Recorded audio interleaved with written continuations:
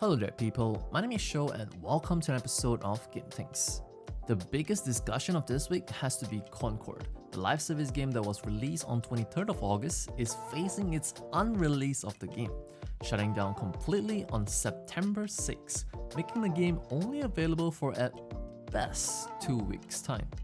Full refunds will be offered to anyone who had purchased the game for the PS5 and PC digitally. As for those who bought the physical PS5 versions, I would say just keep it for the sake of remembering this short-lived title.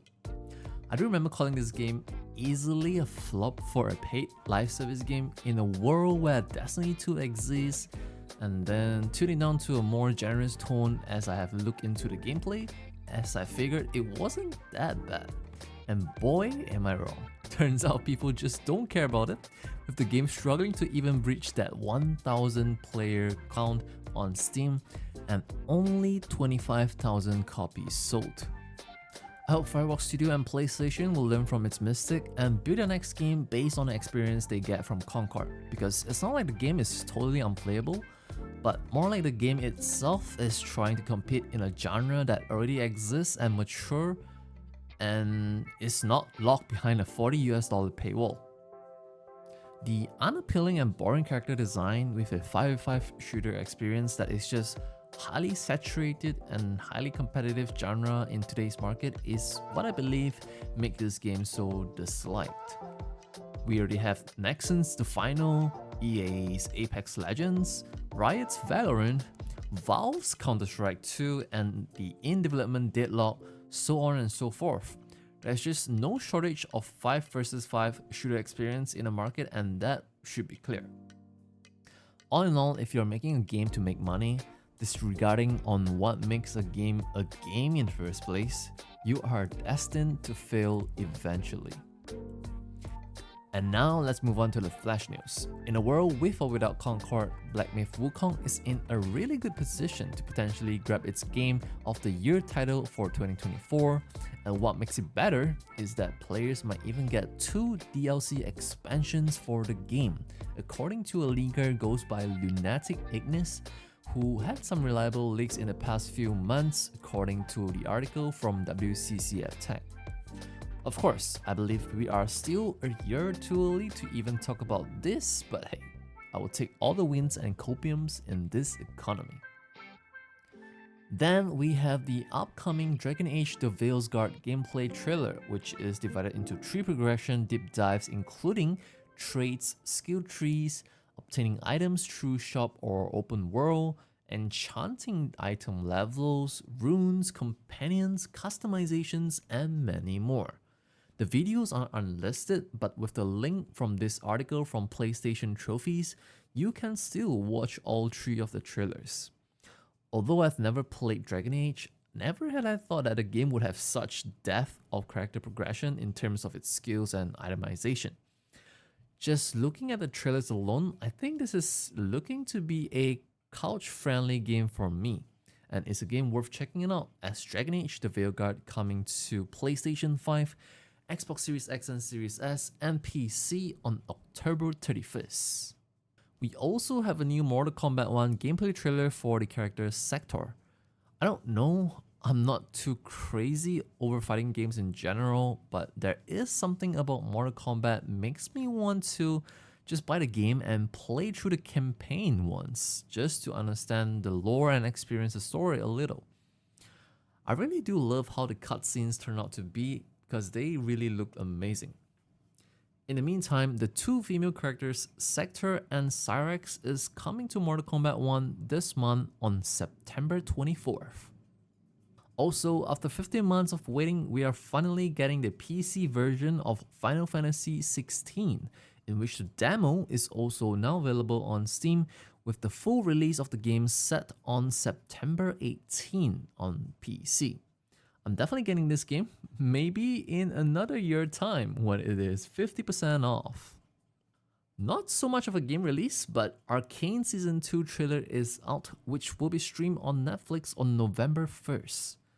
I've played maybe less than 30 matches of League of Legends throughout my entire life, and I can hardly name any champions, but the series is so good that I can assure you you have to watch the first season if you haven't already. There's one upcoming Souls-like game that I believe is poised to be a good one. It is Enotria: The Last Song. Well, there was a news reported by Eurogamer stating that there have been some difficulties faced by the developer to get the game pushed out on time.